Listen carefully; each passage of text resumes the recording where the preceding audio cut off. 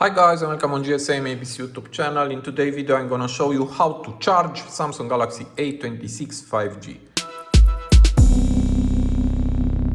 So here I have the phone Galaxy A26 5G and here is the original charging cable from the box. Also here I have two power adapters, both are original from Samsung. The first one is 15 watts and the second one is 25 watts. And here I have a tester, a power tester, and with this one we'll measure the real power from these two power adapters.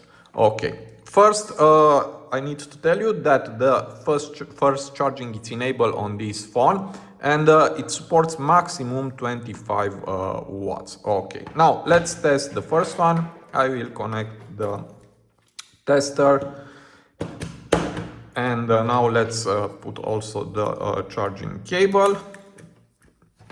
And now I will connect to the phone.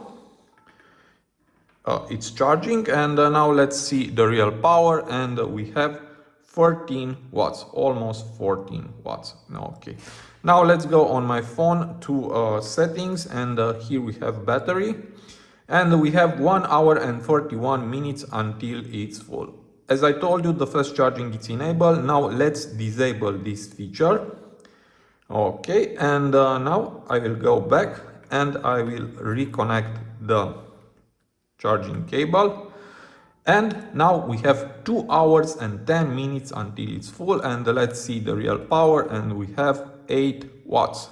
So this is the real power now. Okay, now let's disconnect the cable. I will enable back the fast charging, and now let's test the second power adapter, the 25 watts power adapter.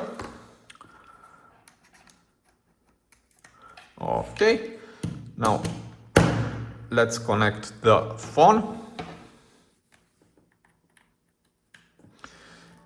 and let's see the real power.